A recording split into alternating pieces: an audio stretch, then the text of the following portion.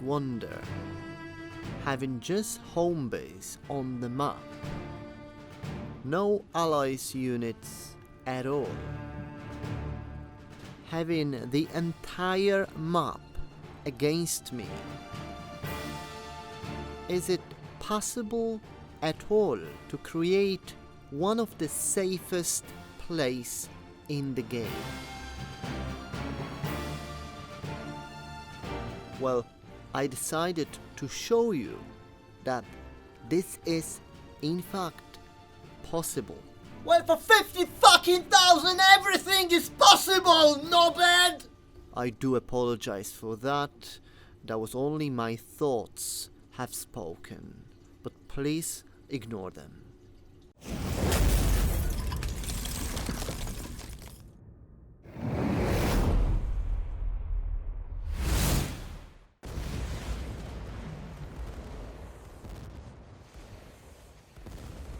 It would be good if you could make sure that your enemy is not active on that map. Because if they are, it might be quite difficult. Now you have to remember you have only one base. Okay, so you are limited on pretty much everything what you could possibly be limited. Your energy, your groups, the amount of units you can is just very difficult. So when you make sure that you have the enemy inactive, then you can proceed with your plan.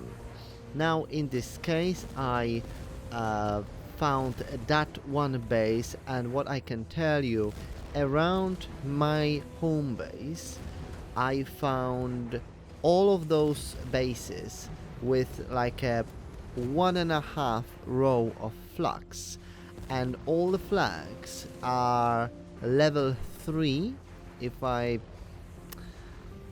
can recognize them really, but I think they are level 3, and obviously they don't have flags.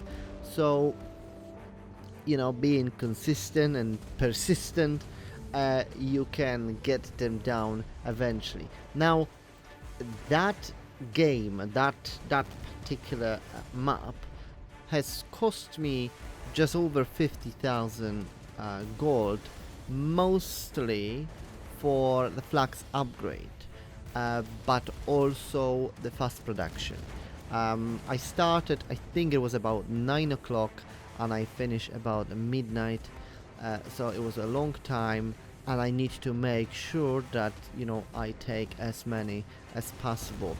Now at the end I've stopped taking them because it would have cost me just too much. So that was a sort of exercise for me, so I can create this very nice safe house for my troops if I ever want to come around. Resistance is futile. So as you can see, I've managed to take the first base down without any interruptions. That's why I know that there is nobody really active on that map. At least no one who can actually bring the defense. So Leo 2A4 winning the first base. Now that we are still far away in terms of groups, the military points and so on, so I need to act relatively fast, because I still don't know, maybe they gathering together and they're just gonna hit me with a, you know, a large amount of groups, and obviously I won't be able to resist that. So I don't know what's going on, right? So I need to move as quickly as possible to the next base, and obviously ideally the next after that, and the next after that, so I can build up the the decent amount of groups and military points, so I can actually play. So this is what's happening here. So now we are moving to the heli base, which is going to be my second base. Now, having just 2 bases on the map, that still doesn't give me enough military points and groups to make stronger units. Now, obviously, on other maps, I've got a bunch of Pumas waiting to be used. However, Pumas takes like almost 2,000 or just over 2,000 military points, which would obviously eat up everything what I've got. So it's not gonna be a good unit for me. So that's why I'm using Danas as a main tool for the base, and as a byte I'm using Leo's 1A1, which is being produced in my home base. Now I do have a second base, so I can actually start making Leo's 2A force, and this is what I'm going to do just after that bunch. Obviously the Leos are probably the strongest vehicles in the game, although when you're using them against the base with a large amount of flags, they are going fairly quickly. So it is a quite expensive way to attack the base, but at the same time, for me, it is probably the quickest. Now, normally I would use AMLs as they come with the group of 37, I believe. So these are like equivalent to Bredas in Panzer Rush, but you know, on 37 units I just cannot use gold. It would just cost me too much. Hence I'm producing the Leos. In terms of resources, I'm not worried too much. I've got quite a lot of resources on other maps, so I can transport resources over, and it will be no problem. Now, going back to the gold, I don't want to sound like a prick saying I don't want to spend gold on the production of the AML, but at the same time I'm spending 50k on the base defense, which is obviously as ridiculous as spending gold on a bunch of AMLs. However, my point was that although I'm spending the gold, and I don't mind to spend the gold, on the group of AMLs, it's gonna cost me considerably more gold to have a group of that than to have a group of Leos. And Leos will last, I dare to say, at least as long as a bunch of AMLs. So when I calculate in my time and what I want to present, this is just the way for me. At least even the 3 hours I spent on that particular attack, it was way too long for what I can actually afford in terms of time. So I just couldn't wait for AMLs, nor to spend this extra gold just to have the AMLs. And also, what is important, even if I was fast production AML, it would take me much longer than fast production of Leos. Okay, and now, surprise, surprise! Now, for those who are actually watching my videos, there is a hidden surprise in this video, and you can get 10,000 gold. How does it work? During my video, there are 3 words shouted very clearly. All you need to do is to have all those 3 words posted in the comment section. The first person who does it, it will get 10,000 gold from me. So as you can see, I've moved to the next base, and as you can also see, I managed to get 2 pumas. Now I've got enough military point to actually afford them, and those 2 pumas are gonna help quite a lot. So I'm glad I've actually can get them. I've actually produced them in my new base rather than transport them from the other map, because it just took I mean it would have took me too long. So now I just need to make again, unfortunately, Leo's 2A4s, so I can attract the flak and we can get that one out of the way.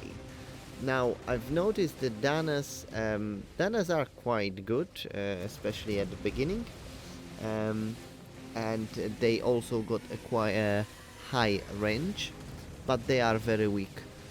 So even in this video, a few times I've parked too close to the base.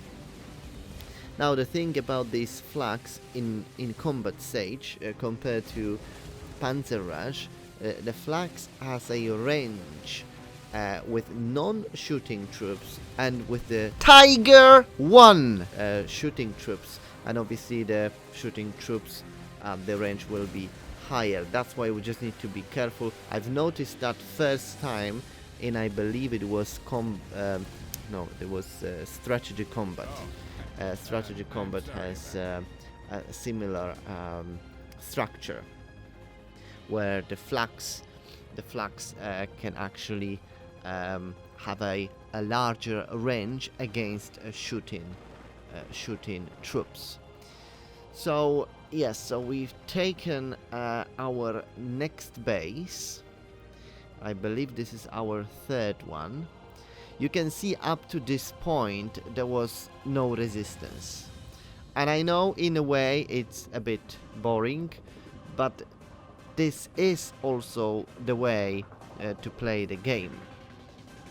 That was the one occasion in Panzerrush on map 1164, I believe that was, where Mustangs have taken 15 or 20 bases of mine just within the few hours. And you know, this is a part of strategy. We can't expect to fight and to have resistance all the time.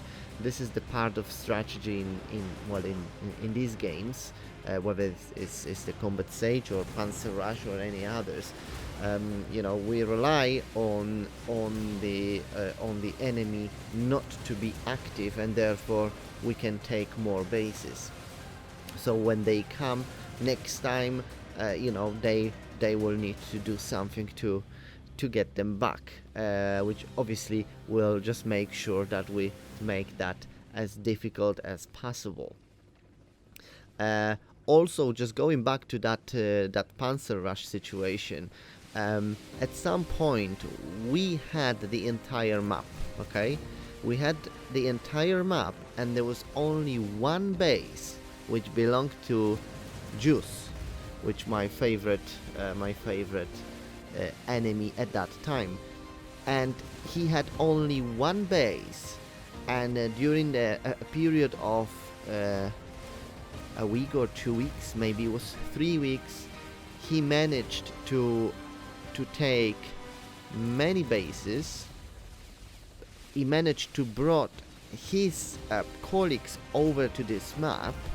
So and what was crazy about this, that by the time I realized that they are here, they've already had, like, you know, 10 or 15 bases between themselves, okay? And I was shocked. Obviously, when you are on the particular map, which you own pretty much the entire map, and there's only one base, you don't pay attention to that. And this is what he used to his advantage. he knew that no one is actually paying attention, and he was taking the bases during the time where no one saw it. And this is the way how to play it. Remember, at the end of the day, it doesn't matter what you do, is the results which actually matters. So if you from one base managed to get to half of the map, well, no one is gonna ask you exactly how did you get there. They're just gonna look at you that, you know, from one base you took half of the map. So whatever you've done clearly must have been good, right? So that's what it is. So in here so far we have no resistance. Whether they were observing us, I'm not sure. Maybe some of that alliance watching this video, and you can comment. That would be great. So here we go. We've just taken the river base, the boat base.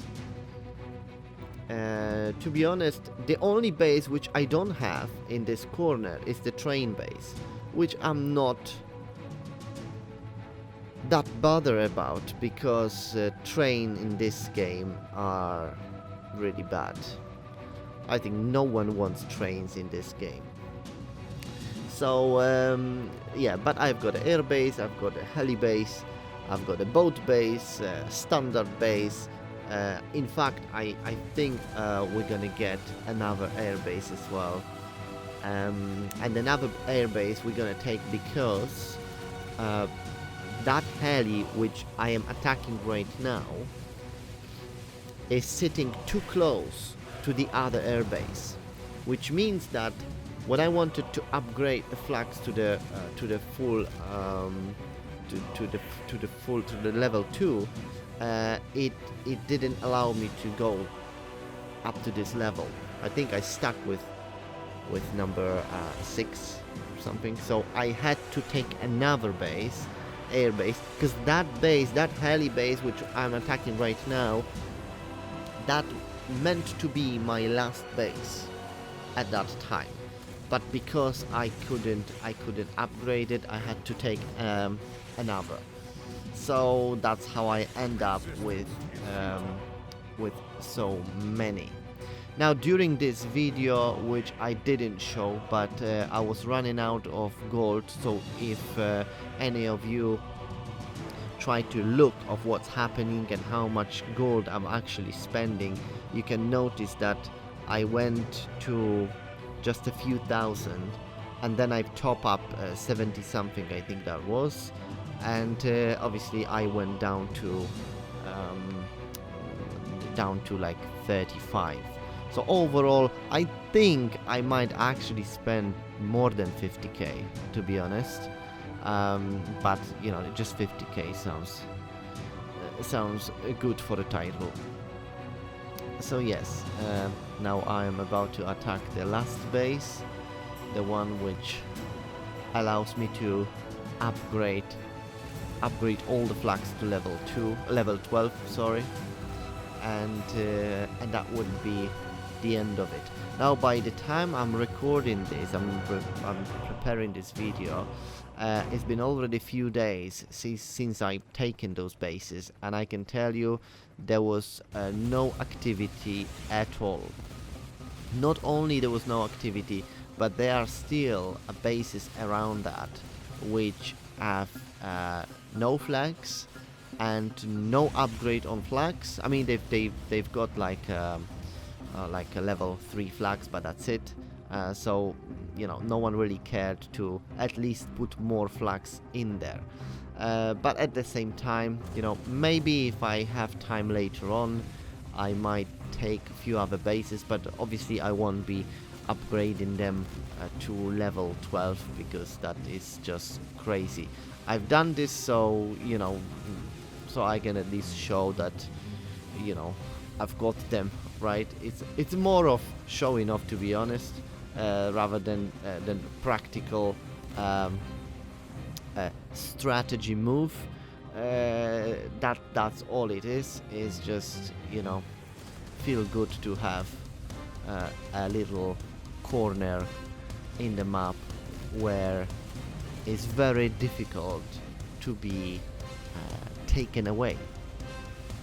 Although I am just actually thinking I might do a little challenge that would be obviously for the alliance which is on this map, but you know, if we can go live stream and we can perhaps well, have a challenge, if that alliance take any of my bases, you know, I will offer, you know, this and that. We'll see. That would be interesting anyway. So yeah, so that's what it is. I'm just trying to get that last flag, and hopefully that will be it. Resistance is futile. KV1. Overall, it was good fun on that map. All I wanted to show in here that if you have only a home base on the map, you can still come to the situation where you can actually grab some bases and almost start over. Forget about the 50k spent on the flags. I mean, that was clearly unnecessary, but certainly you would need to put the flags and upgrade the flags to probably 5th, 5th or 6th level, so it's more difficult to take them. Okay, so that's it. I hope you enjoyed that. Please don't forget to subscribe to the channel, and I wish you to win 10,000k. I'll see you in the next one.